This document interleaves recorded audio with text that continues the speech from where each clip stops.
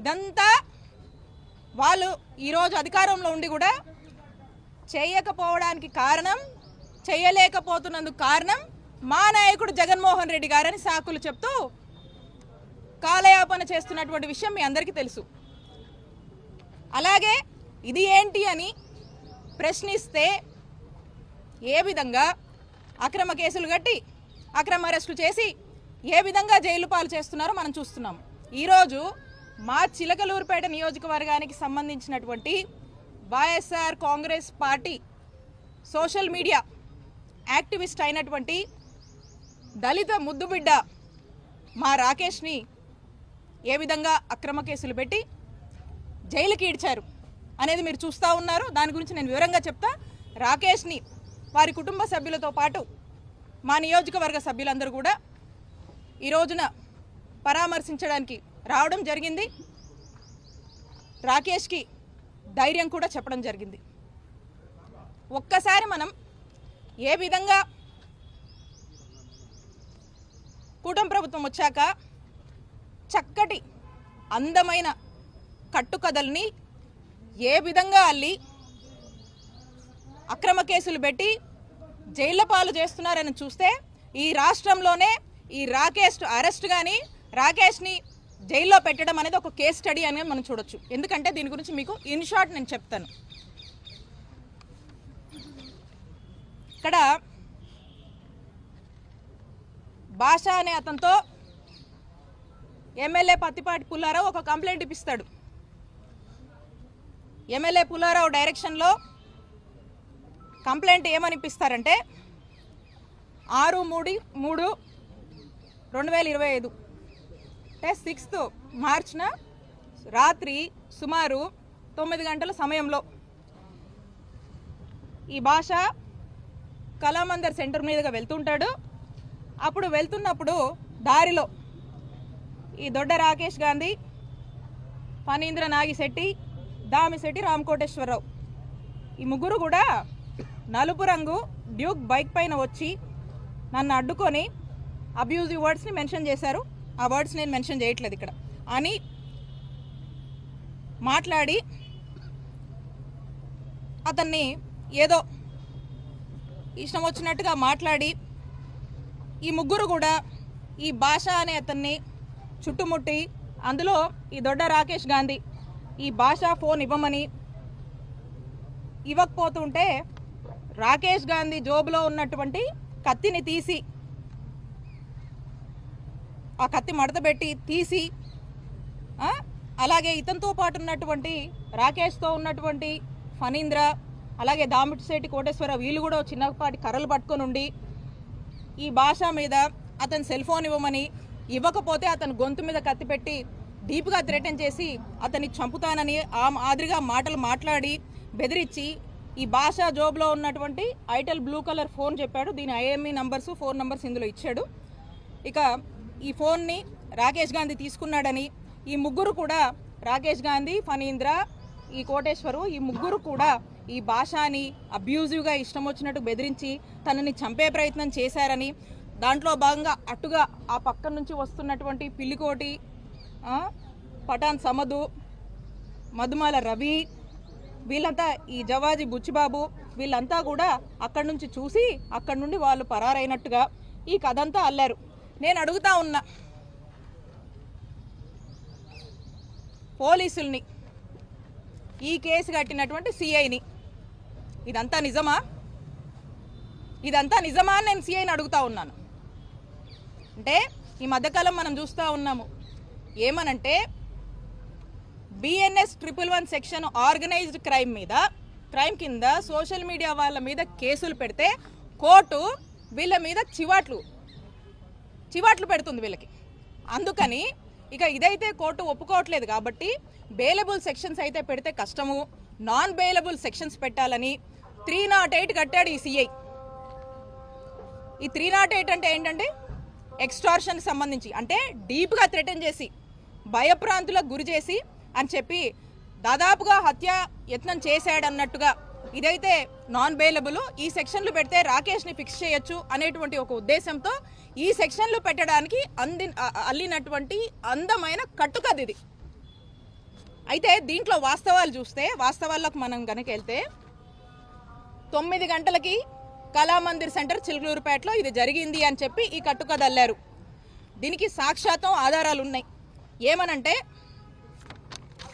ఈ 9 గంటలకి ఇక్కడ చూడండి, ఈ 9 గంటలకి రాకేష్ అనే వ్యక్తి విజువల్స్, ఇతను గుంటూరు ఇంట్లో ఉన్నాడు. 9 గంటలకి ఇగో సీసీ ఫుటేజ్లో టైమింగ్ కూడా ఉంది చూడండి. 9 గంటలకి గుంటూరులో ఉన్నాడు. 9 గంటలకు గుంటూరులో ఉన్నటువంటి సాక్ష్యాధారాలు ఇవి.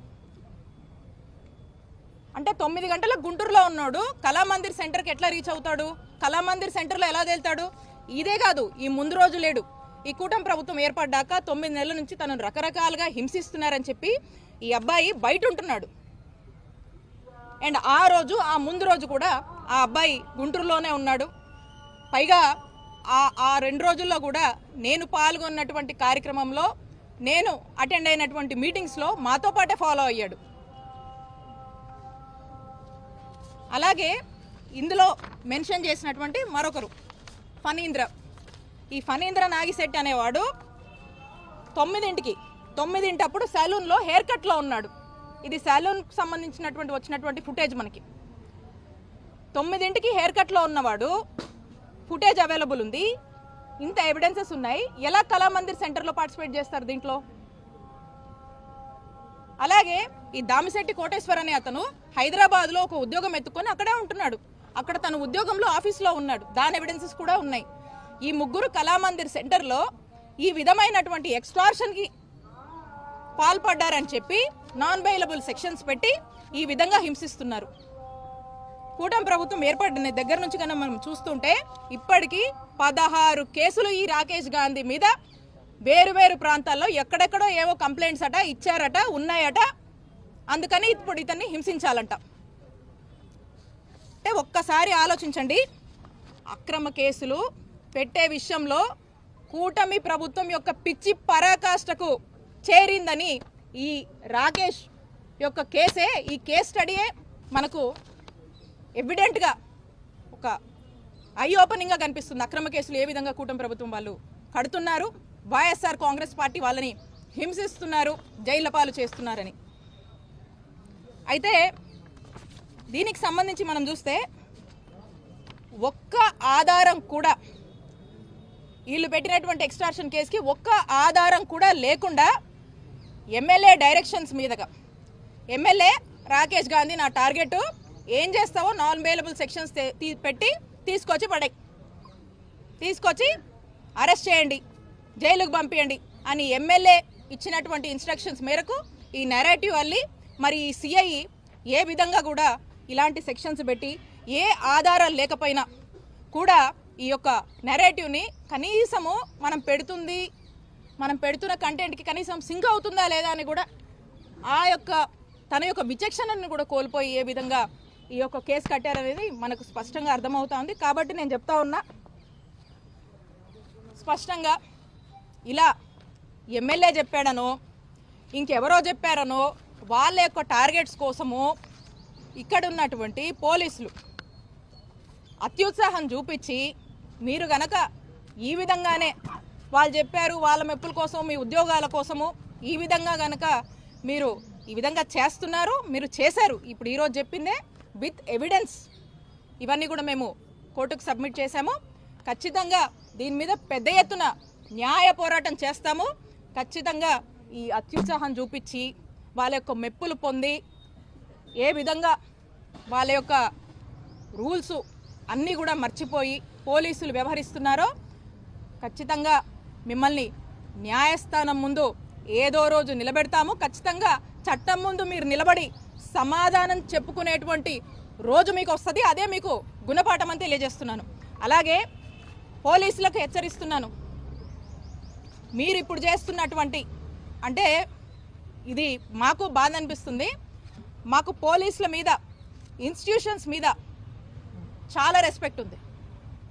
కానీ ఈరోజు వీటిని కూడా మ్యానిపులేట్ చేస్తూ, మిస్లీడ్ చేస్తూ ఏదైతే పోలీసులు రాజకీయ మెప్పుల కోసం చేస్తున్నారో ఏదైతే మీరు ఒక రోజంటూ మీకు వస్తుంది, అప్పుడు మీరు చట్టం ముందు నిలబడి సమాధానం చెప్పుకున్నటువంటి రోజు, ఆ రోజున ఒక్క క్షణం మీరు ఆలోచిస్తారు ఎందుకు అత్యుత్సాహానికి పోయి ఈరోజు ఈ పాపాలకు మేము పాల్పడ్డామో అని.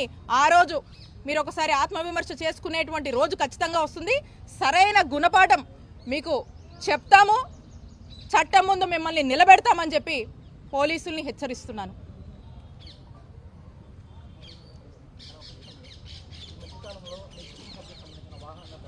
ఎస్, దాని మీద కంప్లైంట్ ఇవ్వడం జరిగింది. మీరు చూస్తూ ఉన్నారు. ఇదే కాదు, టోటల్గా నా మీద, మా కుటుంబ సభ్యుల మీద ఏ విధంగా వరుసపెట్టి ఈ కూటమి ప్రభుత్వం ఏర్పడ్డాక ఏ విధంగా వాళ్ళు టార్గెట్ చేస్తూ ముందుకు వెళ్తున్నారో మీరు చూస్తూ ఉన్నారు. సో నేను స్వయంగా ఒక కంప్లైంట్ ఇచ్చాను డీజీపీ గారికి, ఇక్కడ ఉన్నటువంటి అందరికీ. దాని మీద ఇప్పటి వరకు కూడా ఏమాత్రం కూడా రెస్పాన్స్ అనేది అవ్వలేదు. దాని మీద ఇంకా కూడా ఏమాత్రం స్పందించలేదు. మరి ఇలాంటివి అయితే మాత్రం స్పందించడానికి వాళ్ళకి చాలా టైం ఉంది. సో కాబట్టి ఖచ్చితంగా న్యాయ పోరాటం చేస్తాము. They will come, definitely they all will be answerable. Thank you.